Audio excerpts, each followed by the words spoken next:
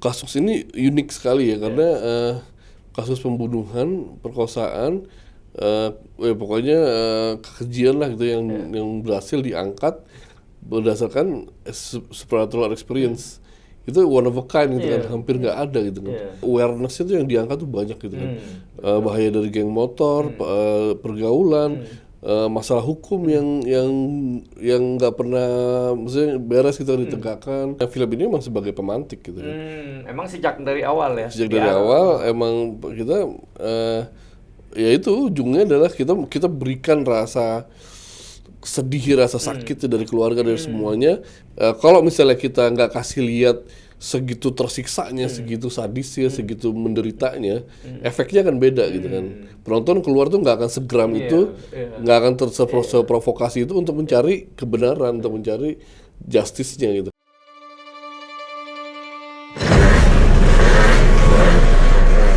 Geng motor tuh nggak bener tahu. Makin kesini badan mereka makin gak wajar. Bully itu benar-benar nggak bagus loh. Sama Koji. Dia apaan sih nggak mau? Nok tahu kok gimana cara ngadepinnya? Gitunya itu tuh. Nurunin dari Abah. Gitunya apa? Ngelawannya.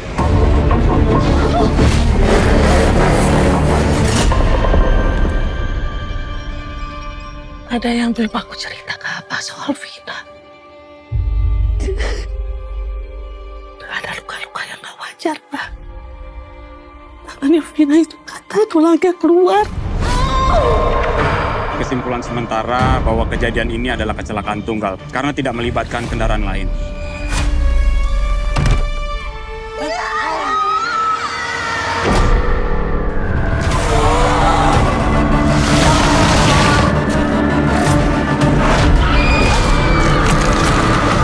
Pokoknya aku mau orang itu dipenjara.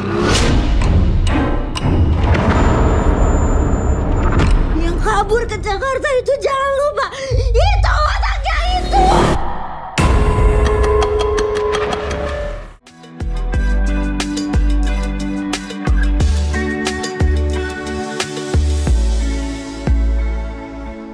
Halo Sobat Podcast 9, jumpa lagi kita pada acara Podcast 9. Para Sobat Podcast 9, dalam hari-hari ini dunia perfilman dan juga dunia hukum kita sedang dihebohkan dengan kehadiran film Vina, sebuah film yang mengangkat persoalan hukum sekaligus human interest-nya, dan pada film itu juga kita dapat melihat terkuak beberapa masalah hukum. Misalnya seakan-akan hukum tumpul ke atas tapi tajam ke bawah. Film ini perlahan-lahan mulai mencapai penonton yang lumayan banyak. Sampai pada hari ini sudah mencapai 4,5 juta penonton. Dan pada hari ini Podcast 9 mengundang sutradara film tersebut, seorang sutradara yang beberapa kali membuat box office sebagai film laris dan bahkan pernah film terlaris, untuk hadir di Studio 9, yaitu Bung Anggi Umbara. Tapi sebelum kita berbicara, saya ingatkan kembali, tegakkan hukum, berikan keadilan. Bung Anggi, apa kabar? Baik, Kak Wina. Terima kasih hadir di studio Podcast 9 ini. Siap, sebuah kehormatan untuk saya. Nah, ini kan Podcast 9, podcast antara lain banyak mengkhususkan kepada hukum dan demokrasi ya. Nah, dan film ini walaupun banyak horornya, banyak kerasnya, tapi juga terkait dengan hukum ya. Nah, yang pertama ya saya ingin mengucapkan sukses film ini bisa menembus sampai hari ini ya, saya nggak tahu 4,5 juta ya. Saya sudah 2 kali menyaksikan filmnya. Saya pribadi sih suka terhadap film ini. Beberapa pengamat mengatakan selain merupakan film yang mengangkat problematika hukum, ini juga satu pencapaian estetik. Salah satu film estetik yang terbaik dari Anggi Umbara, kata orang-orang ya, dibanding film-film yang lainnya, film-film Anda yang lainnya. Nah, ini kan film tentang udah lama ya, maksudnya mengangkat true story ya, kejadian nyata kan. Iya. Ya, sudah kejadiannya 2018 tentang seorang perempuan ya, seorang anak SMA ya, yang cantik dari Cirebon ya, kemudian dia dibunuh secara sadis ya kan, dan kemudian diperkosa ya, dan oleh geng motor. Kalau di film itu 11 orang, namun cuma 3 orang yang kemudian diproses ya, dan dihukum ya. 8 orang. Dari 11 8 orang ya, 11 8 orang, dan dihukumnya juga nggak main-main ya. 7 dari 8 itu dihukum, dituntutnya tuh hukuman seumur hidup. Tapi kemudian dituntutnya hukuman mati, tapi hukumannya menjadi seumur hidup, kecuali yang pelaku di bawah umur 8 tahun ya. 8 tahun. Nah, ya, yang 3 ini sampai sekarang belum terungkap ya. Artinya belum diketahui di mana keberadaannya, dan sudah macam-macam teori, katanya sudah mengganti identitas dan sebagainya. Karena diduga salah satunya adalah anak polisi. Ya, dan polisi melindungi. Nah, mungkin saya akan bertanya dari awal aja ya. Gimana sih ide Anda membuat film ini, Bung Egy? Sebenarnya kalau dibilang ide kan ini udah kisah nyata ya, udah ada gitu kan. Saya waktu itu bertemu dengan Pak Produser, Bapak Diraj Kalwani dari di company. Terus kita bincang-bincang, kita membicarakan beberapa potensial IP lah yang bisa dibuat film. Ada beberapa, dan salah satunya ini gitu kan. Ini beliau sudah berbicara, ternyata udah 5 kali berbicara dengan keluarga. Terus keluarga sudah mengizinkan, sudah ada tanda tangan perjanjian segala macam. Saya ditawarkan untuk mengerjakan film tersebut, mengeksekusinya menjadi sebuah film. Terus saya belum mengiyakan. Saya bilang saya harus tahu dulu nih. Saya mesti datang dulu ke keluarganya, mesti benar-benar ngelihat, merasakan apa yang mereka rasakan, apa yang terjadi sebenarnya di sana gitu kan. Terus saya beberapa hari kemudian saya berangkat ke Cirebon, pagi-pagi hari itu jam 6 kita berangkat, sampai sana jam 11 kita ketemu keluarga, ngobrol-ngobrol, kita makan siang bareng di luar. Habis itu kita jejak gitu. Saya dan bapaknya dan kakaknya datang ke tempat-tempat kejadiannya, dia ceritakan semua dengan detail, saya rekam. Akhirnya selesai semua, baru habis selepas maghrib kita pulang. Kita pulang, ya udah sampai Jakarta kita diskusi, saya tim penulis, saya dan tim produksi. Akhirnya kita memutuskan, oke, kita buat film ini karena film ini penting untuk dibuat. Segitu besar muatannya, substansi itu segitu penting. Ya, kita buat, udah tuh kita development hampir setahun nih. Akhirnya syuting di akhir tahun, bulan November. Syutingnya di mana tuh? Di Cirebon, di tempat kejadian. Ya. Jadi beberapa tempat asli kita pakai as it is, alun-alun, taman sumber, terus tempat kejadiannya.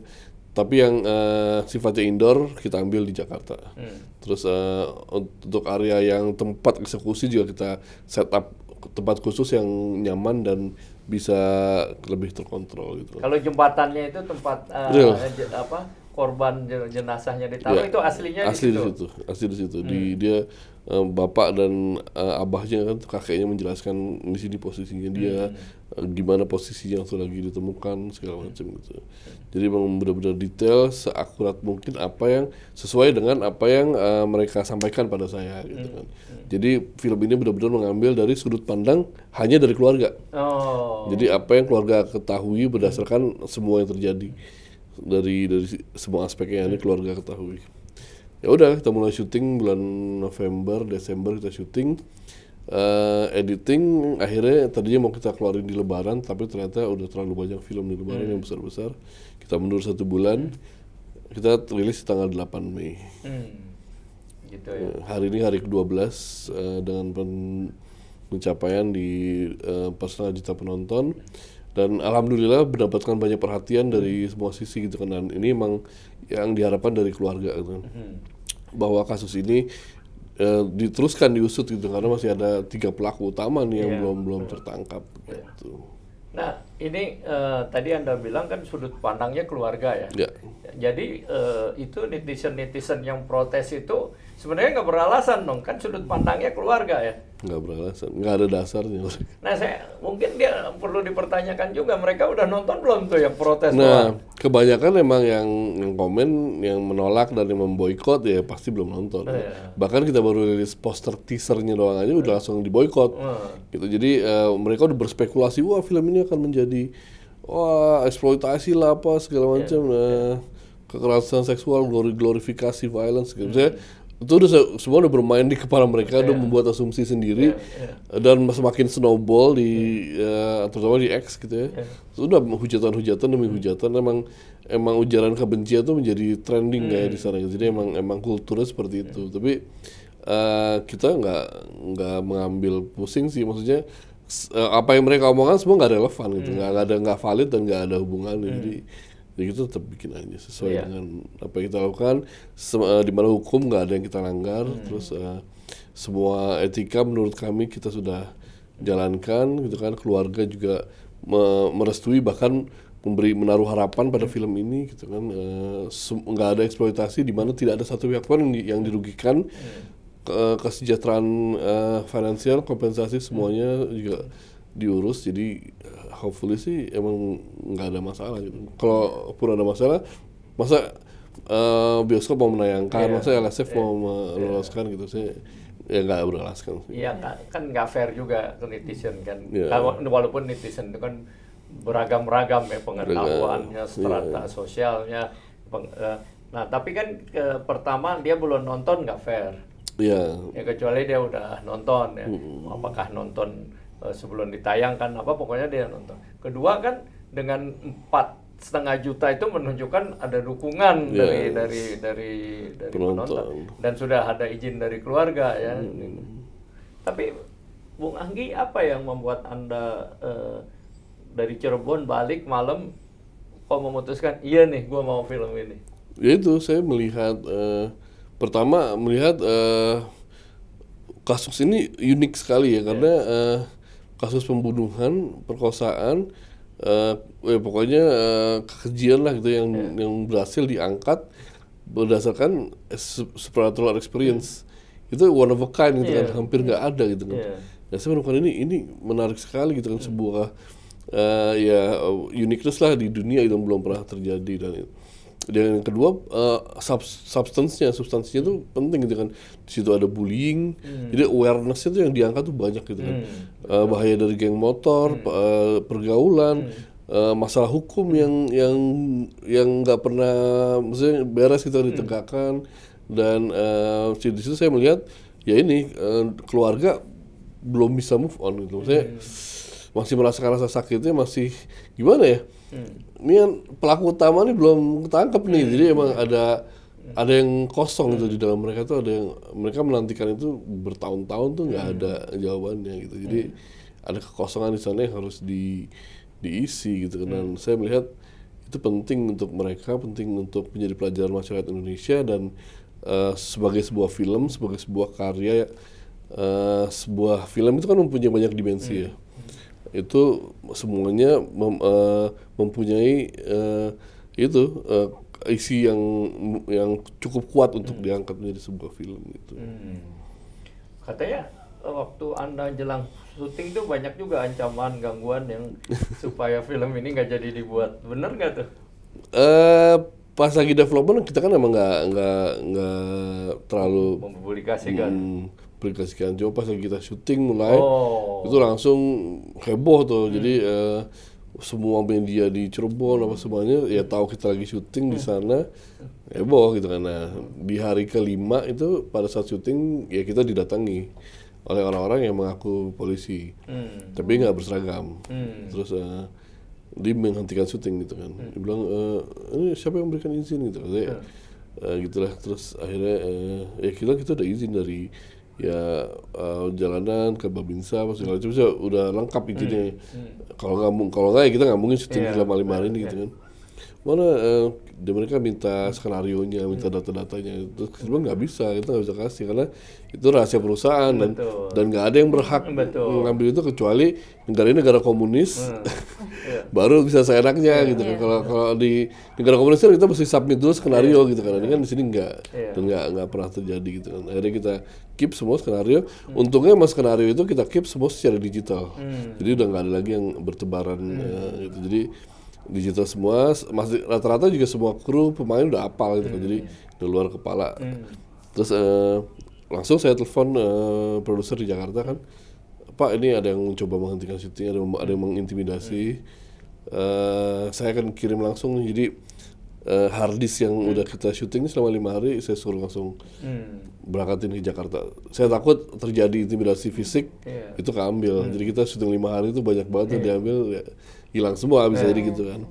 Udah langsung diproses. Terus teman saya ada rekannya kan di Polda, terus tanya, Pak ini kita udah dapat izin semua ya, kita konsultasi, dibilang minta itu identitasnya siapa aja namanya. Pas datangin lagi mereka udah nggak ada. Artinya identitas yang mengaku polisi ini yang udah nggak ada. Terus ya udah kita lanjut aja syuting. Kalau sebelumnya kan itu ada intimidasi ya Pak. Nah, ada nggak selama syuting itu justru dari kru film, Bapak juga itu malah mendapatkan titik terang dari film tersebut, itu ada terjadi seperti titik itu? terang untuk jadi apa? Misalnya ada hal yang terjadi, misalnya kalau selesai film kan ada muncul DPO 3 orang seperti itu Pak. Maksudnya tanggapan kita soal itu. Tanggapan. Wah senang banget. Maksudnya kru di grup itu kan, kita ya gimana ya, kita kerja keras terus bikin sesuatu yang emang itu menjadi nafkah untuk kita semua. Tapi kan di situ film bukan hanya nafkah, itu adalah statement, itu adalah usaha kita untuk ya, secara sosial, secara hukum, secara human gitu kan, manusia. Nah di situ pas lagi ya kita semua geram dengan para pelaku sebenarnya kan. Ikut geram ya, udah menghayati banget berarti. Itu kita syuting nangis Pak. Oh gitu. Itu melihat actingnya Naila, terus dia nangis, disiksa segala macam. Ini air mata enggak, tau-tau netes sendiri gitu kan, oh my god. Maksudnya bahkan beberapa orang nggak kuat dan pergi gitu kan, nggak kuat dilihat di depan monitor. Sampai editing pun kita yang ini depresif sekali. Maksudnya rasanya tuh apa ya, geram gitu sih gimana ya. Nah itu kan semua ngerasain dulu kan syuting. Nah pada saat ke ini semua update kasus-kasus ini masuk terus tuh ke grup produksi kita kan. Wah ini makin gini. Jadi pas ke depo ketangkap, wah langsung itu pada sujud syukur tuh, maksudnya keluar 3 orang ya. Akhirnya kita tahu nih itu nama-namanya siapa aja gitu kan, akhirnya dikeluarkan. Sebelumnya kita nggak pernah tahu namanya siapa, nggak pernah ada DPO kan, maksudnya namanya pun kita nggak tahu. Gitu. Tapi nama yang di filmnya kan asli. Nama yang di filmnya adalah yang dikeluar. Yang DPO 3 itu.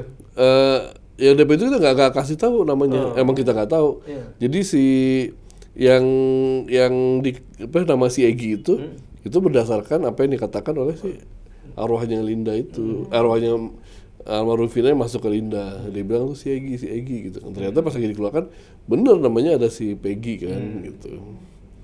Wah ya udah berarti emang match kan. Terus ya tinggal gimana sekarang pemerintah yang berwenang. Kita kan polisi sih bilang kalau belum jelas juga ya, artinya kami akan mengungkap, nggak ada, belum ada sampai sekarang. Yang ada kami Polda Metro akan membantu Polda Jawa Barat, ya itu sih normatif aja nggak. Tapi ada memang disebut bahwa kita akan mencoba mendalami kembali. Cuma yang kami tunggu supaya tegas ya. Kita akan memburu 3 nih. Nah, itu yang masih kita tunggu nih ya. Walaupun arah-arah ke sana mulai ada. Karena kan nggak mungkin lah nggak ketangkep itu untuk kasus di daerah ya. Dia periksa ke Jakarta kemana, walaupun katanya ada yang mencabut BAP-nya ya. Tapi kan bisa ditanya kenapa dicabut, kenapa apa. Kelihatan sekali menurut saya ya rekayasanya. Banyak menjadi pertanyaan netizen juga, kenapa di Cirebon itu bisa 3 orang itu nggak ketemu Pak semenjak terjadi itu. Rekayasa di mana Pak kalau bisa Bapak? Dari polisi kan mulai ketika dia diperiksa kan gini. yang pertama memeriksa kan adalah instansi polisi, ya instansi polisi. Dan sebenarnya dalam KUHP sekarang, Kitab Undang-Undang Acara Pidana itu pengakuan itu nggak penting, mau ngaku nggak ngaku, tapi kalau ada bukti-bukti lain dia bisa dijadikan tersangka. Kalau zaman dulu, zaman Belanda itu kemudian yang dipakai sebelum KUHP, pengakuan nomor 1, makanya orang disiksa, supaya dia ngaku gitu. Kalau sekarang Anda nggak ngaku, ada forensiknya kan, di film juga ada forensiknya, ada bukti-bukti lain gitu loh. Nah, disinilah mungkin terjadi proses intervensi terhadap kasus ini. Ya. Sayangnya dulu yang waktu lagi di otopsi yang dulu nggak dicek DNA-nya. Sayangnya begitu, kayak yang saya tahu gitu. Mungkin ya kali ini mungkin bisa diangkat lagi, dia cek DNA, sekarang masih bisa kan? Bisa. Makanya semoga lebih thorough ya, lebih semuanya lebih tuntas dulu sampai DNA semuanya dicek dan disamakan semuanya. Saya rasa sih ya, polisi kan bukan punya kemampuan reserse ya. Kalau mereka mau nggak sampai 2 minggu udah ketangkep tuh 3-tiganya ya. Harusnya gitu ya. Iya. Cuma kan kita nggak tahu nih bapaknya si Egy sekarang dia polisi udah pensiun apa belum, apa dulu jabatannya ya, kan sedemikian penting berarti kan. Dan belum, katanya juga bukan polisi, ternyata kata polisi ternyata baru kabar nggak ada yang belum ditemukan bahwa yang polisi yang mempunyai anak bernama Peggy. Apakah itu nama samaran atau nama kan asli? Biasanya kalau geng motor itu kan punya nama-nama Nama-nama, seperti itu ya, Pak. Jadi makanya agak sulit juga menemukannya itu. Itu pun, tapi kan gampang, samperin aja tuh yang masih di dalam hukuman seumur hidup. Tanyain lagi kan 2 hari juga ketahuan gitu ya. Mereka katanya mau mencabut BAP, kenapa dicabut BAP? Justru bisa ketahuan kalau mau ya, tinggal tanya aja. Tapi beberapa hari lalu tuh memang ada statement dari polisi, katanya ayahnya itu bukan polisi, Pak. Iya. Katanya itu. ayahnya si Egy. Iya. Bahkan ada yang bilang itu pejabat. Iya. Ya kan, spekulasi makin banyak ya. Iya. Dan dari yang 8 orang itu nggak mau ngomong, atau bahkan mereka ngakunya maka nggak kenal, saling nggak kenal apa gimana gitu. Kan nggak mungkin kan kalau dilihat dari rekonstruksinya, apalagi di film itu, nggak mungkin dia nggak kenal kan. Kalau dia kita anggap sebagai leader, sebagai pelaku utama, kan gampang gitu kan, masih hidup si Linda, masih hidup kan. Nah itu dia, si Linda itu sampai sekarang saya belum pernah ketemu. Jadi dikabarkan dia setelah kejadian dia langsung pergi keluar kota, terus sampai sekarang juga nggak pernah ada kabar gimana. Jadi emang, tapi dia memberikan izin untuk memakai suaranya itu. Karena suara dia tuh kan kerasukan. Iya. Artinya suara korban melalui dia ya, melalui tubuhnya, melalui kesurupan. Ini juga menarik nih, Bung. Itu masyarakat kan banyak yang tanya, itu benar nggak tuh suara korban melalui Linda tuh? Bener. Itu yang menjadi acuan kita, bahkan mungkin pada saat itu hukumnya ya orang-orang tertangkap apa gimana mungkin dari situ gitu kan. Jadi emang yang pertama kita telusuri malah ya kejadiannya, terus kita dengar suaranya ini. Dan itu beneran si kakaknya almarhumah si Mariana tuh yang merekam itu. Gitu. Sebenarnya terjadi beberapa kali sih, Pak. Nah itu di dalam film kita gabungkan. Dan itu ditaruh di ending film, nah itu suaranya bener-bener yang kerasukannya. Iya, waktu yang di ending itu kan lebih lengkap ya daripada yang di filmnya sendiri ya, karena mungkin kepentingan filmis dia dipotong. Iya. Itu jadi ini kan kombinasi antara gaib dan kenyataan kan gitu, yang jarang juga terjadi gitu kan. Iya. Supranatural ya, gaib gitu ya, tapi dibawa sampai ke sidang itu. Itu bisa menjadi bukti dalam persidangan juga itu, Pak. Iya. Itu menariknya bisa nggak sih? Nggak bisa kayaknya. Iya, tapi kan karena ada itu jadi terungkap menjadi dasarnya aja gitu. Iya, itu bisa jadi keterangan. Jadi bukti awal polisi ya, walaupun mungkin soal suaranya itu debatable, bisa jadi bukti apa enggak, tapi itu bisa jadi bahan buat polisi. Kan mungkin nggak terlalu susah lah kalau kita mau mengungkap ya. Dari 8 orang itu pasti bisa ngomong ya, bisa nyanyi. Si Linda juga bisa dicari kan, gimana pasti dia ngomong, oh ya ini ketemu. Nah sekarang kan persoalannya apakah mau polisi. Nah film ini barangkali terlepas dari masalah lain ada kontribusi law enforcement terhadap hukum ini, ya kan? Bahwa dia menggugah ya, ini ada hukum jangan tumpul ke bawah, ke atas, tajam ke bawah, ya kan? Jangan ada diskriminatif. Ini kan orang yang tadinya mungkin banyak yang anti, ya, kontra gitu, boykot. Sekarang mungkin justru berbalik, orang-orang yang ini, cari dong Pak Polisi yang 3 orang itu, kan gitu ya, Bu. Bisa ke arah sana gitu ya. Bisa banget, makanya itu yang menjadi harapan kita juga sebenarnya sih. Gitu. Waktu Anda bikin ini, Anda kepikir nggak ada aspek hukum seperti itu yang akan menjadi hits di masyarakat mengenai DPO ini? Oh, itu ya menjadi harapan kita. Ini kan film ini memang sebagai pemantik gitu. Emang sejak dari awal ya? Sejak dari awal emang kita ya itu ujungnya adalah kita berikan rasa sedih, rasa sakit dari keluarga, dari semuanya. Penonton udah dapat itu, tapi ujungnya mana nih gitu. Jadi itu yang akan kalau misalnya kita nggak kasih lihat segitu tersiksanya, segitu sadisnya, segitu menderitanya, efeknya akan beda gitu kan. Penonton keluar tuh nggak akan segeram itu, nggak akan terprovokasi itu untuk mencari kebenaran, untuk mencari justice-nya gitu. Kalau misalnya kita bikin sebuah drama yang cuma dinarasikan, sedih, hasilnya keluar juga ya mungkin ya sudah menangis. Biasa-biasa aja.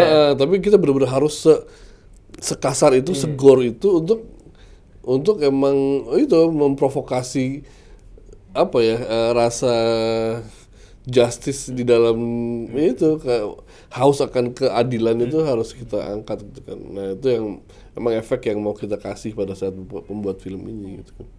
Kayaknya kena tuh, saya beberapa penonton bilang, wah sadis banget ya orangnya, kasihan ya siapa namanya korbannya? Vinanya.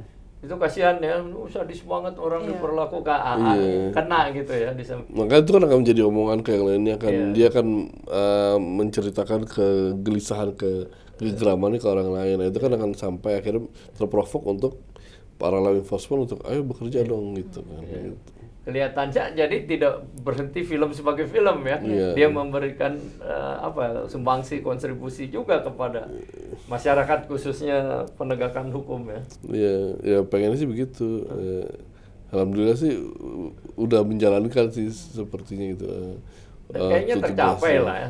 Soal nanti polisi mau bergerak mencari udah di luar ranah itu kan. Tugas saya kan membuat film aja memberikan pemantik yang tadi itu untuk mencari keadilan itu sendiri gitu sih.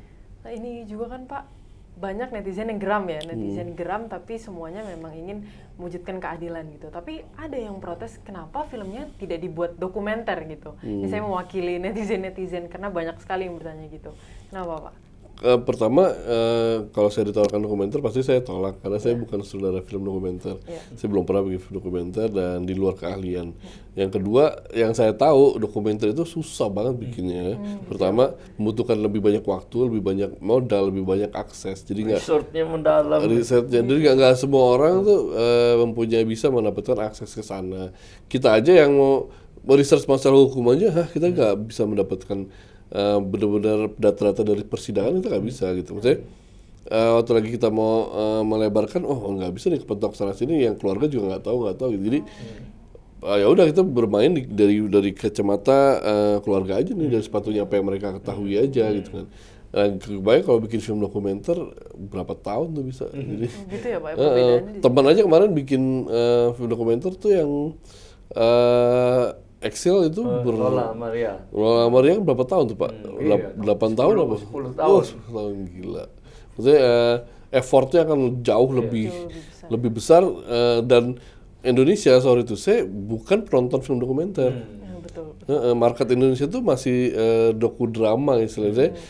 Kalau ada juga cerita yang nggak pure dokumenter, jadi emang didramatisasi gitu, dijadikan sebuah tontonan yang memberikan sisi hiburan juga, itu dengan emosi, dengan rasa. Nah itu maksudnya kalau itu kita tahu gitu kan, kita tahu cara membuat tontonan yang seperti itu. Jadi selain memberikan rasa, emosi segala macam, juga informasi gitu sih. Maksudnya alasannya lebih tepat yang mana nih gitu kan, jalan yang dipilih. Jadi kita waktu itu mikirnya ya surely kita sesuai dengan keahlian kita aja gitu. Mungkin kalau abis ini ada bikin film dokumenter silakan. Tapi yang saya tahu kalau di YouTube itu sudah banyak yang membuat cerita ini sebagai dokumenter versi YouTube gitu loh. Oh iya. Itu udah banyak. Jadi kalau mau tahu cari dokumenter ya tinggal buka aja film tuh udah banyak banget dokumenternya gitu. Tapi yang untuk tayangan di layar lebar di seluruh dunia yang bentuknya nasional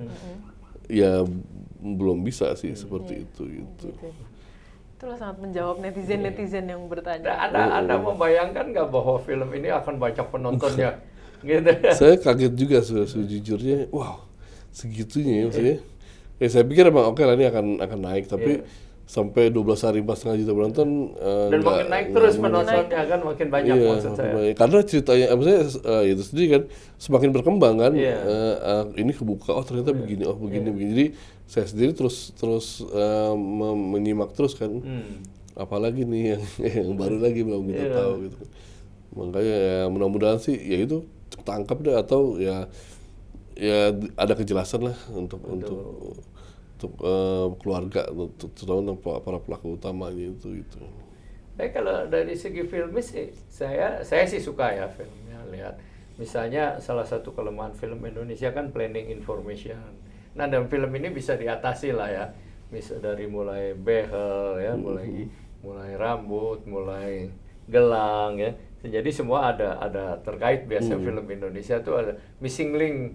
Kenapa kok tiba-tiba muncul ada pisau, ada apa? Kalau ini kelihatannya ya cukup tergarap dengan baik ya. Gitu. Gimana tanggapan Bung Anggi? Itu salah satu emang kepuasan saya juga, maksudnya yang menulis kebetulan kakak saya sendiri kan, Bounty Umbara. Emang salah satu yang tersulit di membuat film Indonesia ini adalah mencari penulis yang bagus, penulis yang kalau saya yang sesuai dengan saya gitu kan.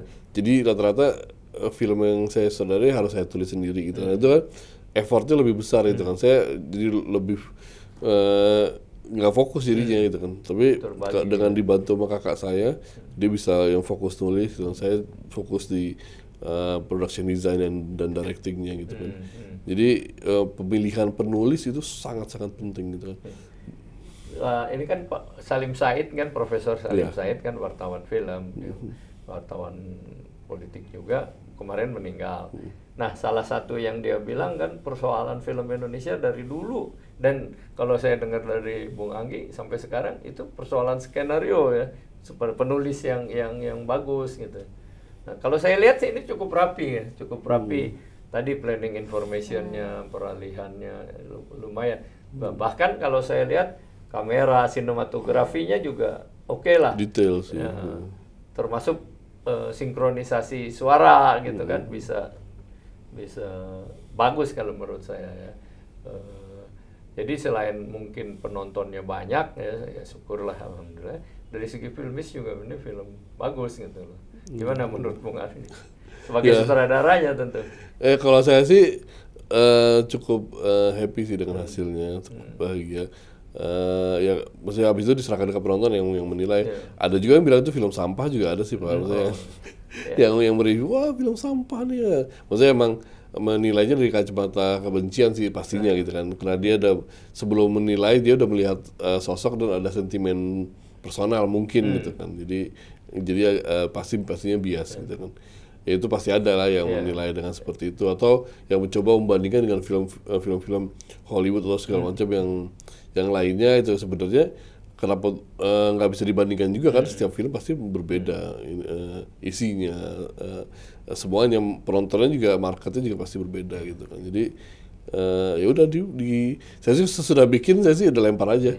Mau ada yang bilang bagus alhamdulillah, kalau itu kan kalau netizen kan tergantung ya, bahkan walaupun dia mengklaim pengamat film, itu tergantung kan dia siapa ininya. Tapi kalau kritikus film kan berbeda. Saya misalnya sering mengajar itu, kalau kita bilang film ini bagus, Anda harus jelaskan bagus. Kalau actingnya bagus apa, kameranya bagus apa. Kalau dibilang sampah, di mana letak sampahnya? Nggak bisa kan? Kecuali memang ya disiplin yang umum ya, yang dia dengar satu dia ada nggak ini, ya itu tidak termasuk yang perlu kita perhatikan dengan sangat ya kan.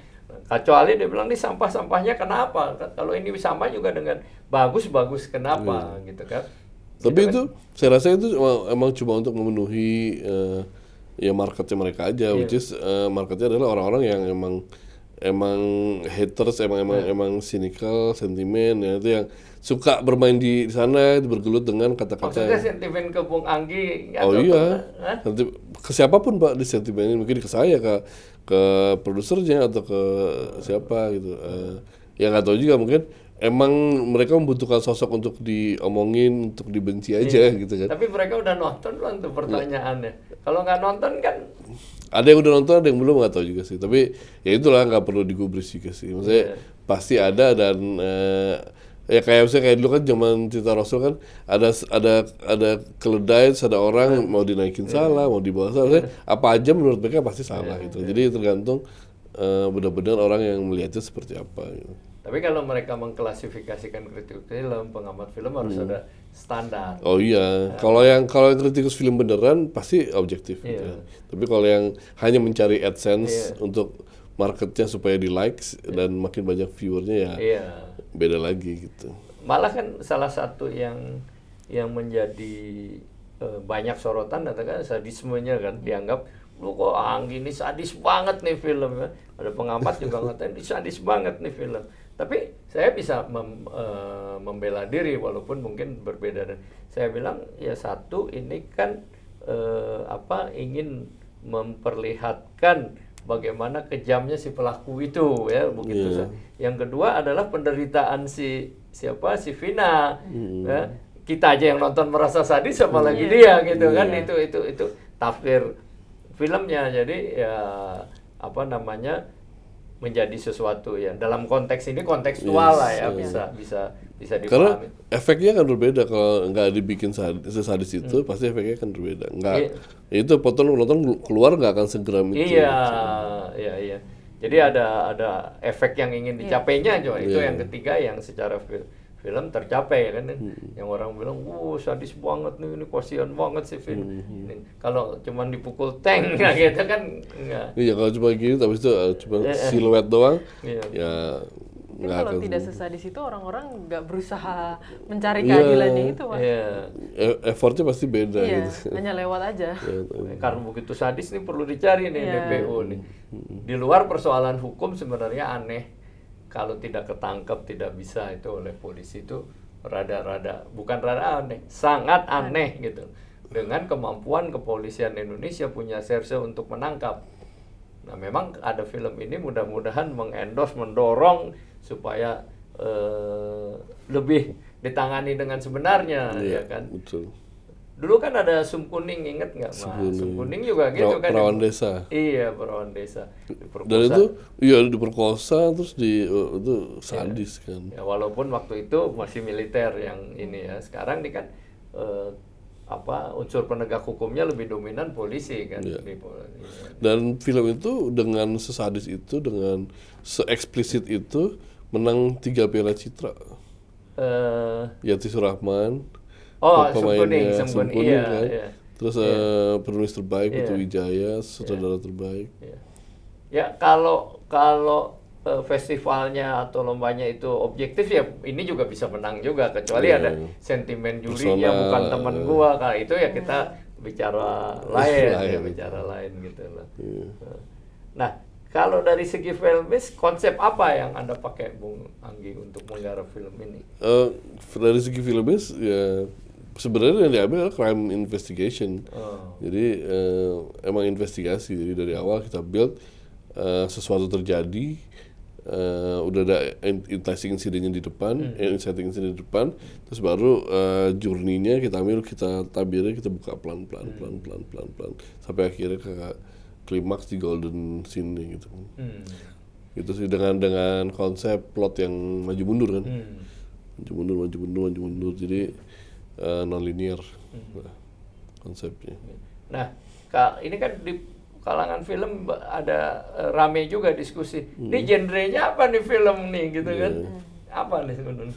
Sebenarnya kalau dibilang sih thriller harusnya. Thriller ya. Thriller harusnya. Drama thriller lah, karena ada emosionalnya di sana. Drama thriller. Kalau dibilang horor sebenarnya kurang valid karena nggak ada teror dari si hantu ke yang menjadi latent danger dari warga atau protagonis gitu kan. Kan ini hantunya hanya ada di kepalanya si pelaku gitu kan. Jadi dan hantu di sini juga dia merasuki untuk memberikan informasi. Jadi nggak valid banget secara dibilang horor sih sebenarnya gitu.